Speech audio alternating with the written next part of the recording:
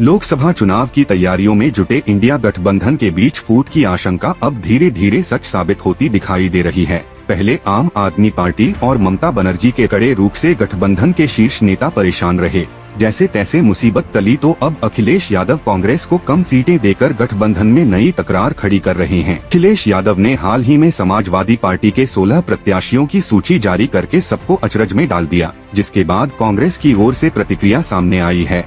कांग्रेस ने कहा है कि समाजवादी पार्टी ने लोकसभा उम्मीदवार फाइनल करके गठबंधन धर्म का पालन नहीं किया है, जिसके जवाब में पलटवार करते हुए अखिलेश यादव ने कहा है कि मध्य प्रदेश चुनाव में हुए सीट बंटवारे से उन्होंने सबक लिया है, जिसके बाद सपा और कांग्रेस के बीच की तकरार फिर बढ़ने की संभावना जताई जा रही है। गौरतलब है कि 5 राज्यों के विधानसभा चुनाव के दौरान मध्य प्रदेश में कांग्रेस ने पहले सपा को सीटें देने की घोषणा की थी। सपा कांग्रेस के बीच एमपी में विधानसभा की सीट बंटवारे को लेकर चर्चा भी हुई थी, लेकिन ऐन मौके पर कांग्रेसी खेमे ने सपा को पूरी तरह से नजरअंदाज करते हुए एक भी सीट नहीं देने का ऐलान कर दिया था, जिसके बाद कांग्रेस के रुख से खफा अखिलेश यादव ने कांग्रेस को काफी खरी खोटी सुनाई थी और मध्य प्रदेश विधानसभा चुनाव में कई सीटों पर अपने उम्मीदवार भी उतार दिए थे। चुनाव निपटने के बाद हुई इंडिया गठबंधन की बैठकों के दौर के बाद सपा कांग्रेस के बीच तल्खियां कुछ कम हुई तो लोकसभा चुनाव के लिए सीट बंटवारे पर चर्चा शुरू हो गई। लेकिन अखिलेश के अचानक उम्मीदवार घोषित करने के बाद अब कांग्रेसी खेमे में फिर सियासी उबाल आ गया है।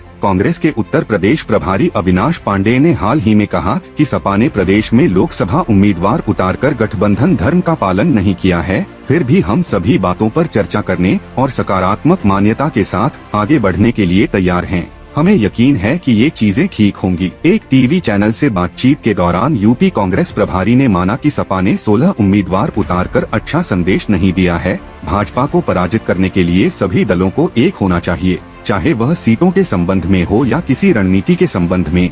अविनाश पांडे ने कहा कि अगर कोई राष्ट्रीय पार्टी उनके साथ समझौता कर रही है तो हमारी अपनी भी एक पहचान है, कोई भी एक तरफा फैसला नहीं होता है। गठबंधन में शामिल सभी लोग एक साथ आते हैं और सर्वसम्मति से उस बात की घोषणा करते हैं। आज भी हमारे मन में सपा के प्रति पूरा सम्मान है और सकारात्मक चर्चा चल रही है। सपा के प्रत्याशियों की सूची जारी करने के बाद अब कांग्रेस ने भी अपनी तैयारी शुरू कर दी है। कांग्रेस के वरिष्ठ नेताओं सोनिया गांधी, राहुल गांधी और प्रियंका गांधी समेत कांग्रेस अध्यक्ष मल्लिकार्जुन खड़गे समेत कई बड़े दिग्गजों को चुनाव मैदान में उतारने की चर्चाएं हैं।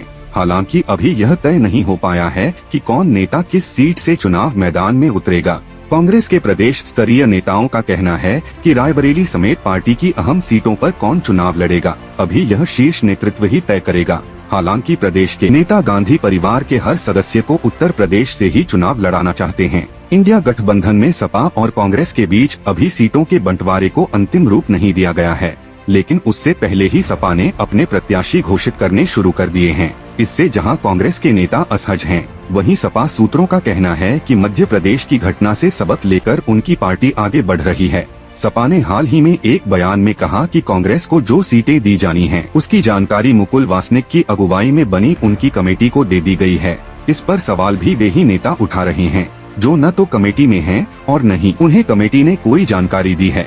मध्य प्रदेश चुनाव के दौरान कांग्रेस ने जिस तरह से सपा के साथ व्यवहार किया वह सबके सामने है। कई राउंड की बातचीत के बाद भी तब कांग्रेस ने गठबंधन के तहत सपा को मध्य प्रदेश में कोई सीट नहीं दी थी।